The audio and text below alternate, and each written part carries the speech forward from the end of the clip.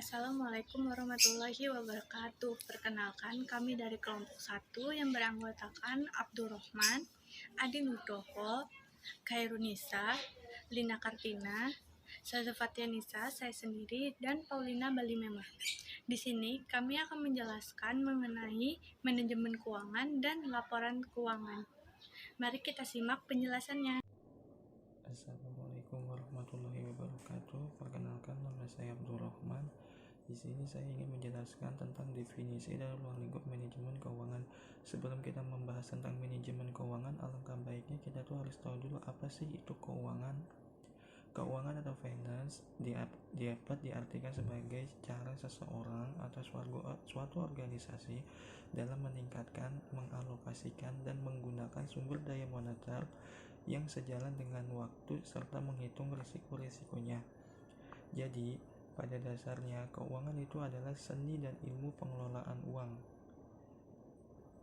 Nah, setelah kita mengetahui tentang konsep keuangan, baiknya kita tuh tahu tentang apa sih itu manajemen keuangan. Manajemen keuangan yaitu proses merencanakan, mengatur, mengarahkan, dan mengendalikan keuangan seperti pengadaan dan pemanfaatan dana organisasi untuk mencapai tujuan organisasinya. Nah, menurut Sutrisno tahun 2005, yang dimaksud dengan manajemen keuangan adalah semua aktivitas keuangan perusahaan yang berhubungan dengan usaha-usaha, mendapatkan dana perusahaan dengan biaya serta usaha untuk menggunakan dan mengalokasikan dana tersebut secara efisien. Jadi, dari pernyataan definisi tersebut, saya dapat simpulkan bahwa manajemen keuangan adalah bagaimana cara mengelola dana secara efektif dalam suatu bisnis. Terima kasih. Selanjutnya akan dilanjutkan oleh teman saya, Khairunisa. Terima kasih. Assalamualaikum warahmatullahi wabarakatuh. Perkenalkan, nama saya Khairunisa, NIM saya 171010506238. Saya ingin menyampaikan materi tentang ruang lingkup manajemen keuangan dan fungsi manajemen keuangan. Ruang lingkup manajemen keuangan yaitu terdiri dari keputusan investasi, keputusan pendanaan, dan keputusan dividen. Yang pertama, keputusan investasi yaitu meliputi investasi pada aset tetap yang biasa disebut dengan capital budgeting dan investasi pada aset lancar yang biasa disebut dengan modal kerja. Yang kedua, keputusan pendanaan, yaitu keputusan yang berkaitan dengan peningkatan keuangan dari berbagai sumber. Keputusan keuangan termasuk jenis sumber keuangan, periode pembiayaan, biaya pendanaan, dan imbal hasilnya. Yang ketiga, keputusan dividen. Manajer keuangan harus mengambil keputusan berkaitan dengan distribusi laba bersih. Laba bersih tersebut biasanya terbagi atas dua, yakni dividen untuk pemegang saham dan laba yang ditahan. Selanjutnya, fungsi manajemen keuangan, yaitu terdiri dari estimasi kebutuhan modal, penentuan komposisi modal, memilih sumber dana, menginvestasikan dana, menentukan laba bersih, dan pengelolaan uang tunai. Untuk materi selanjutnya yaitu tentang tujuan manajemen keuangan yang akan disampaikan oleh Saudari Saza. Terima kasih. Di sini saya akan menjelaskan mengenai tujuan manajemen keuangan. Yang pertama yaitu menjaga arus kas. Maksudnya adalah memantau keluar masuknya uang agar tidak ada terjadinya kerugian perusahaan. Lalu yang kedua yaitu mengoptimalkan keuangan perusahaan. Maksudnya adalah memantau setiap pendanaan yang dikeluarkan oleh perusahaan untuk kelangsungan perusahaan tersebut di masa yang akan datang. Lalu yang ketiga yaitu memaksimalkan dan mengoptimalkan keuntungan dan kekayaan perusahaan. Maksudnya adalah melakukan perencanaan di masa yang akan datang untuk mendapatkan investasi dan keuntungan jangka panjang. Sekian penjelasan dari saya dan akan dilanjutkan oleh rekan saya. Perkenalkan, saya Adi Nugroho. Pada bab ini kita akan membahas mengenai laporan keuangan. Yang pertama, apa sih itu laporan keuangan? Laporan keuangan adalah proses akhir dari suatu akuntansi. yang disusun untuk menyediakan informasi keuangan kepada pihak-pihak yang berkepentingan. Siapa saja pihak-pihak yang berkepentingan? Itu meliputi manajemen, investor, pemilik, kreditor, serta pemerintahan.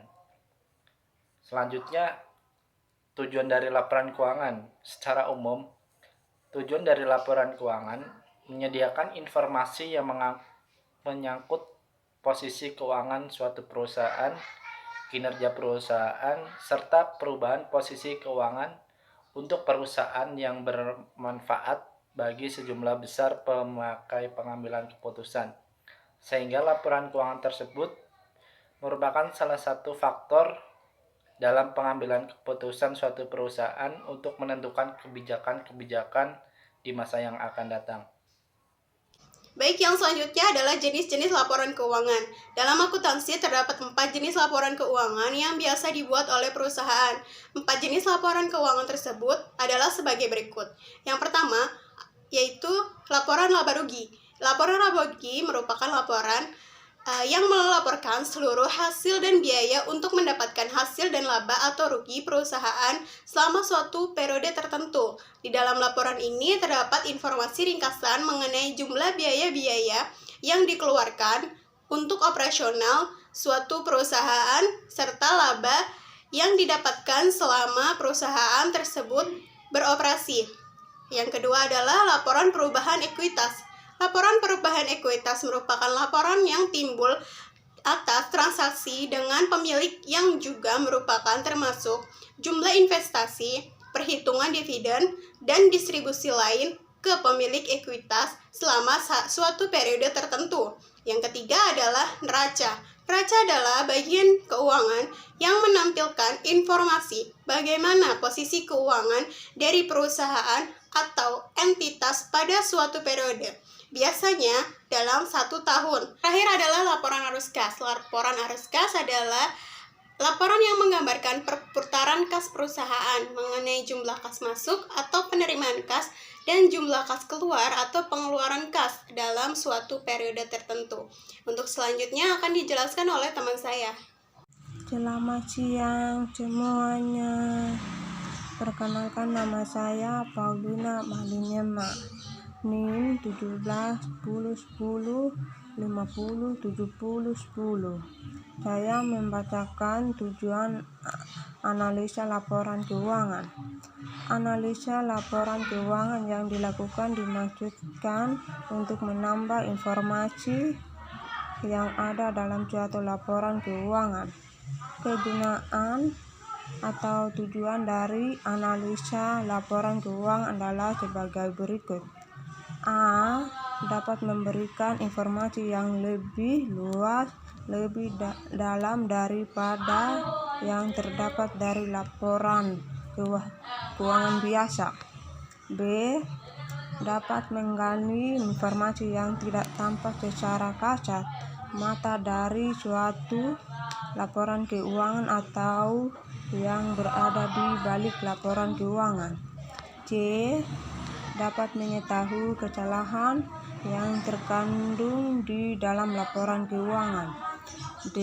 Dapat membongkar hal-hal yang bersifat tidak konsisten dalam laporan dalam hubungannya dengan suatu laporan keuangan, baik dikaitkannya dengan komponen inter laporan keuangan maupun kaitannya dengan informasi yang diperoleh dari luar perusahaan.